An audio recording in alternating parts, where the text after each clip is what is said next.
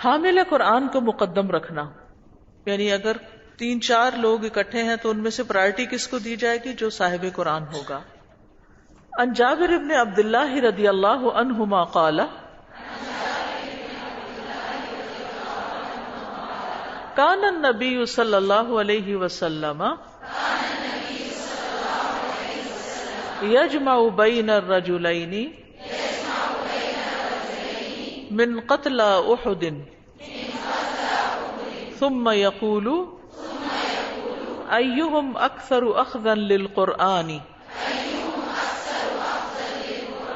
فإذا أشير له إلى أحدهما قدمه في اللحد فقال أنا شهيد على هؤلاء يوم القيامة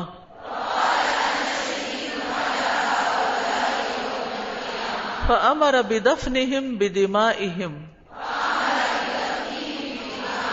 ولم يغسلهم۔ جابر بن عبداللہ رضی اللہ عنہما سے روایت ہے، نبی کریم صلی اللہ علیہ وسلم شہدائے احد میں سے 2 آدمیوں کو جمع کرتے ایک قبر میں، یعنی پھر فرماتے ان میں سے کس کو قرآن زیادہ یاد ہے؟ جب ان میں سے کسی ایک کی طرف اشارہ کیا جاتا تو اسے لحد میں آگے رکھتے، پھر فرمایا میں قیامت کے دن ان لوگوں پر گواہ ہوں گا۔ پھر انہیں خون سمیت دفن کرنے کا حکم دیا اور انہیں غسل بھی نہیں دیا گیا شہداء کو۔ تو حامل قرآن کی ایک فضیلت ہے، اس کو دوسروں کے مقابلے میں فوقیت حاصل ہے، دنیا میں بھی اور آخرت میں بھی۔ قیامت کے دن قرآن بھی سفارشی بن کر آئے گا اور صاحب قرآن کی بھی سفارش قبول کی جائے گی۔ صاحب قرآن کے لیے قیامت کے دن عزت کا تاج اور لباس ہوگا۔ نبی صلی اللہ علیہ وسلم نے فرمایا قیامت کے دن قرآن آئے گا اور کہے گا اے میرے رب اس قاری قرآن کو زیور پہنا دیجئے، تو اس شخص کو عزت کا تاج پہنایا جائے گا۔ کتنا خوبصورت ہوگا، امیجن کریں۔ پھر قرآن کہے گا اے رب اس کو اور زیادہ عزت افزائی دیجئے، تو قرآن پڑھنے والے کو عزت کا لباس پورا پہنا دیا جائے گا۔ پھر قرآن کہے گا میرے رب اس سے راضی ہو جائیے، تو اللہ تعالیٰ اس شخص سے راضی ہو جائے گا۔ پھر اس سے کہا جائے گا قرآن پڑھتے جاؤ اور جنت کے درجات چڑھتے جاؤ، ہر آیت کے ساتھ نیکی بھی زیادہ کر دی جائے گی۔ سبحان اللہ، کوئی عمل ایسا نہیں جس کی نیکی قیامت کے دن ملے، یعنی باقی ساری نیکیاں ہم صرف دنیا میں کر سکتے ہیں، مرنے کے بعد کیا ہوتا ہے؟ نامہ اعمال بند۔ لیکن صاحب قرآن جو قرآن یاد کیے ہوئے ہوگا، پڑھنے سمجھنے والا ہوگا، قیامت کے دن جب اسے کہا جائے گا پڑھتے جاؤ اور چڑھتے جاؤ، تو جب وہ چڑھ رہا ہوگا تو اس کی نیکی میں بھی اضافہ ہوگا، وہاں بھی نیکیاں ملنا شروع ہو جائیں گی اس سے اور درجے بلند ہوں۔ حدیث نمبر 34، قرآن کو یاد رکھنا۔ عن ابی موسیٰ عن النبی صلی اللہ علیہ وسلم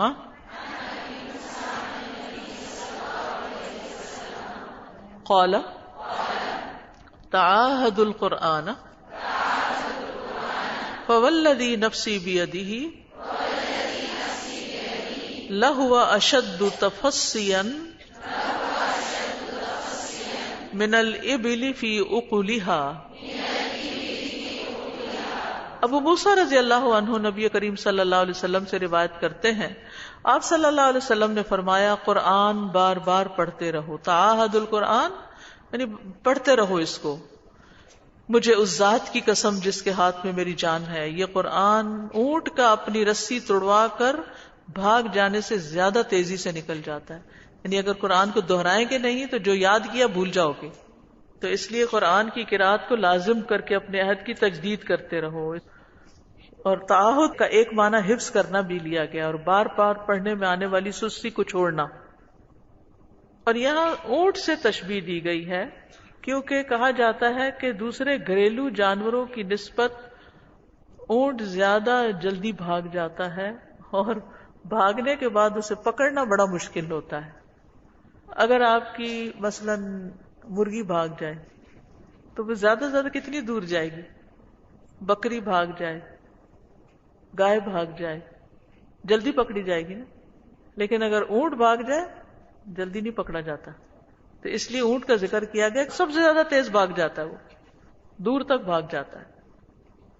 تو اس لیے قرات اور قیام کے ذریعے قرآن کی حفاظت کی جاتی رہے.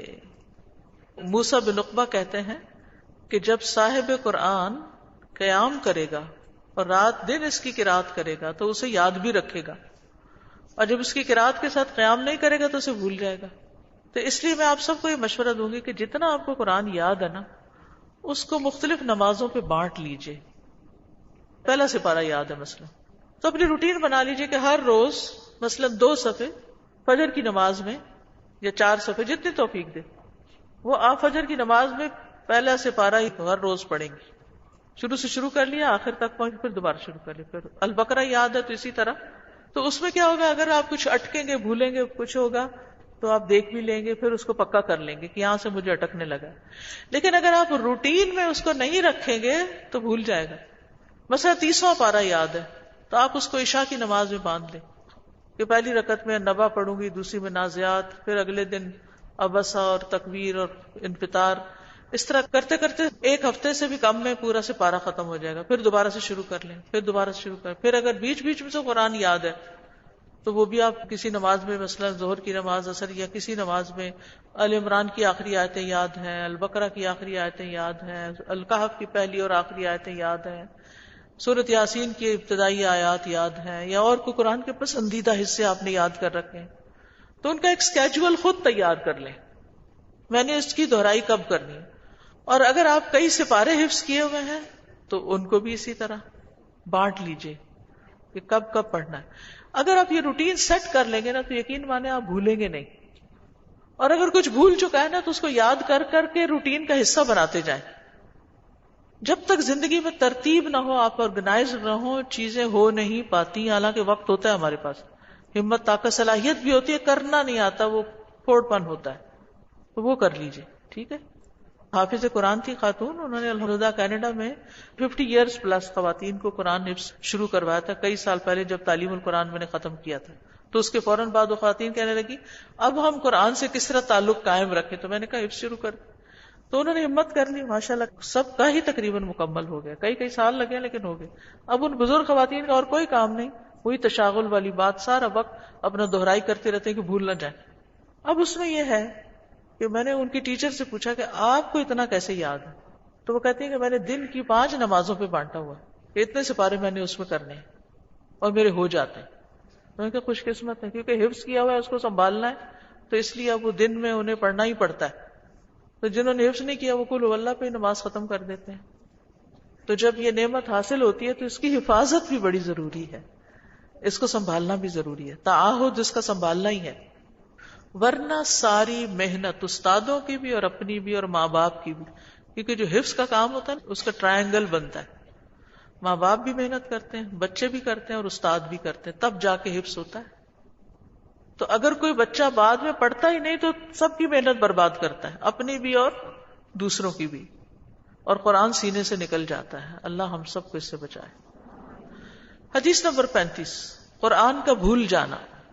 ان عبداللہ قال قال النبی صلی اللہ علیہ وسلم بئس ما لأحدہم ان یقول نسیت آیت کیت وکیت بل نسی واستذکر القرآن فإنه أشد تفصيا من صدور الرجال من النعم.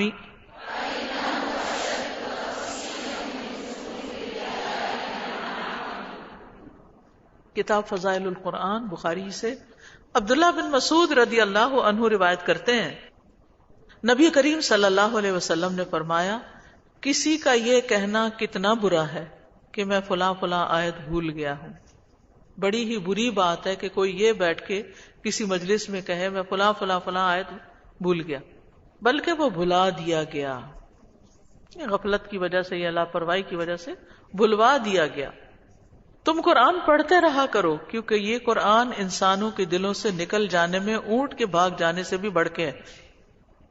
تو یہاں پر یہ کہنا کہ میں یہ قرآن بھول گیا ہوں، یہ کوئی فخر کی بات نہیں ہے، بڑی ہی ناپسندیدہ بات ہے. اس کے 2 معنی کیے جاتے ہیں کہ میں بھلوا دیا گیا، تو کس نے بھلوایا؟ نمبر ایک، اس کی نسبت اللہ تعالیٰ کی طرف کی جاتی کہ اللہ ہی سارے اعمال کا خالق ہے، اور جب کوئی بندہ قرآن کو نہیں پڑھتا تو پھر کیا ہوتا ہے؟ بھلوا دیا جاتا ہے۔ اور دوسرا یہ کہ شیطان پیچھے لگ جاتا ہے، غافل کر دیتا ہے اور بلا دیتا ہے، انسان کو اور کاموں میں لگا دیتا ہے اور قرآن بھول جاتا ہے۔ پھر اسی طرح یہ ہے کہ نسیان کو اپنی طرف منسوب نہ کرے، یہ مقصود ہے یہاں۔ اور صاحب قرآن قرآن میں کوتاہی سے بچے، روزانہ اپنے لیے ورد مقرر کرے۔ اور قرآن کو بھولنے کی دو بڑی وجوہات ہوتی ہیں، ایک تو مزاج اور فطرت کا تقاضا ہوتا ہے، اور دوسرے قرآن سے روگردانی اور اس کی پرواہ نہ کرنا۔ فطری نسیان پر پکڑ نہیں، جیسے بڑھاپے کی وجہ سے چیزیں بھولنے لگ جانا۔ وہ انسان صرف قرآن نہیں بھولتا، وہ تو اپنے بچوں کے نام بھی بھول جاتا ہے، لیکن اس کا یہ مطلب نہیں کہ اس کو قیامت کے دن اجر نہیں ملے گا، نہیں، جب تک وہ ہوش و حواس میں تھا وہ اس کی حفاظت کرتا رہا۔ اور یہ فطری نسیان جو ہے یہ رسول اللہ صلی اللہ علیہ وسلم سے بھی سرزد ہوا تھا۔ آپ نے لوگوں کو نماز پڑھائی تو آپ ایک آیت بھول گئے، پھر جب آپ نے سلام پھیرا تو ابی ابن کعب نے آپ کو وہ آیت یاد دلائی، تو آپ نے فرمایا تم نے مجھے نماز کے دوران کیوں نہیں یاد دلائی؟ اسی طرح رسول اللہ صلی اللہ علیہ وسلم نے ایک قاری کو قرآن کی قرات کرتے ہوئے سنا تو فرمایا یرحم اللہ فلانا، اللہ فلاں آدمی پر رحم فرمائے، اس نے مجھے وہ آیت یاد دلائی جو مجھے بھلا دی گئی تھی۔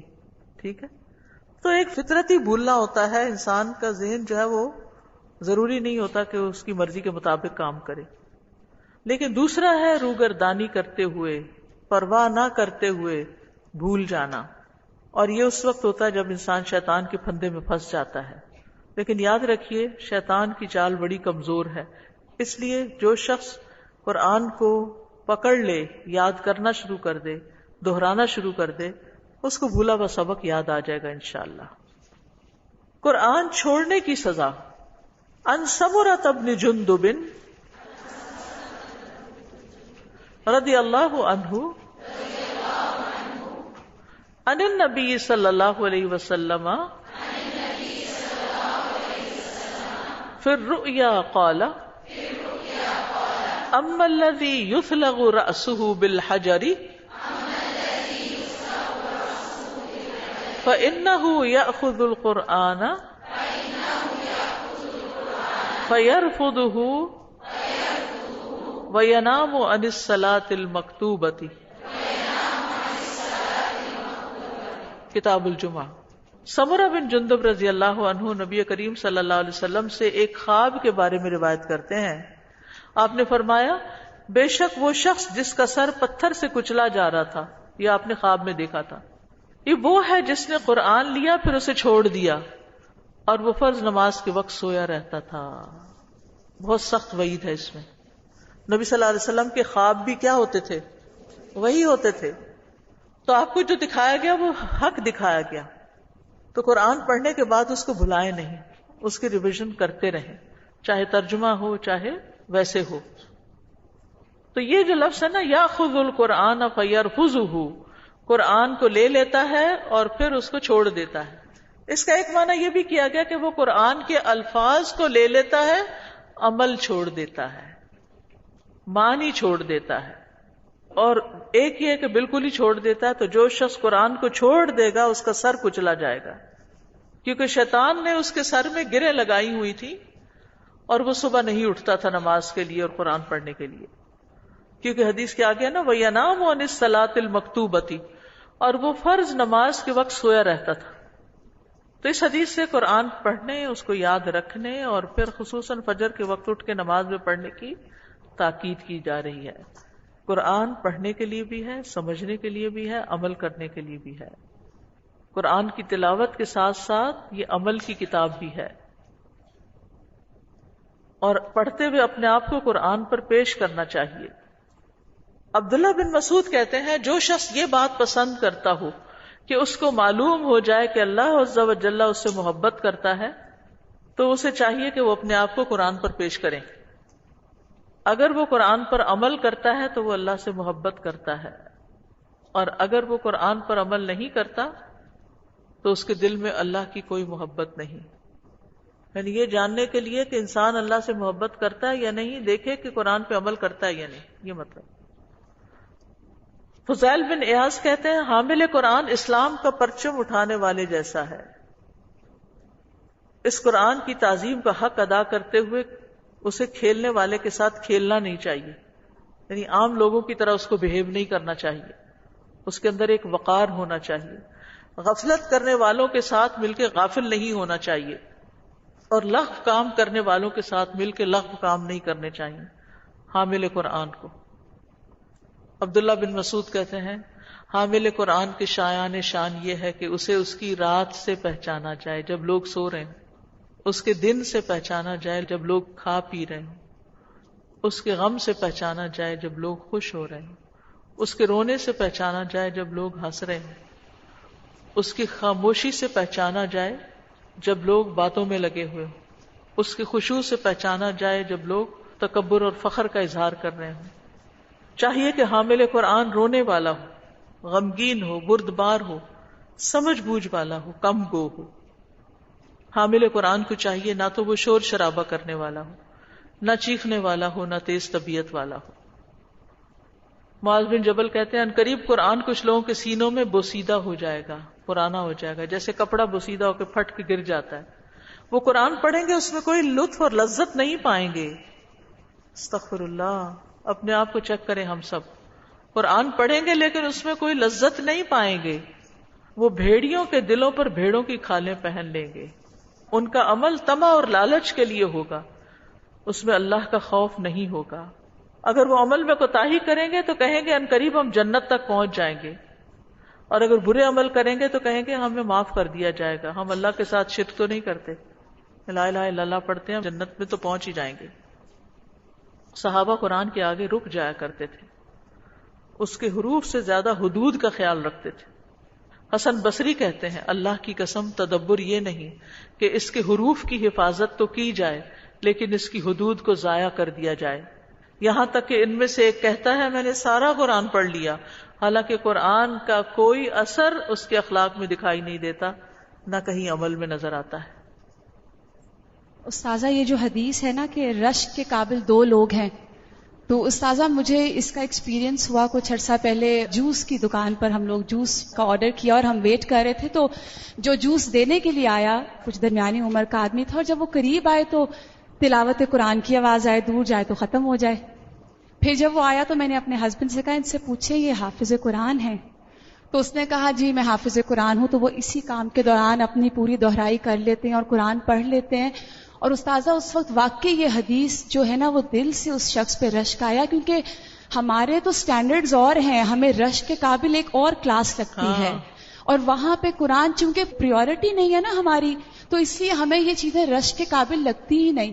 اور مال خرچ کرنے میں ہمیں رشک کے قابل وہ خواتین لگتی ہیں جو بیسٹ برانڈز پہن کے ہمارے سامنے آئیں. بالکل. استاذہ یہ جو بھی ہم نے پڑھا کہ قرآن چھوڑنے کی سزا بتائی گئی کہ اس شخص کا جو سر کچلا جا رہا تھا، تو یہ حفظ بھول جانا ہے یا جس طرح ہم لوگ قرآن کا ترجمہ بھی کئی ورڈز بھول جاتے ہیں وہ بھی آئے گا اس میں؟ دیکھیے قرآن سے غفلت برتنا مراد ہے. یہاں قرآن سے غافل ہونا، اس کو پڑھنا پڑھانا چھوڑ دینا، نمازوں میں بھی سو جانا، فجر ہی قضا کرنا، یہ فجر قضا کرنے والے کی سزا بتائی گئی ہے.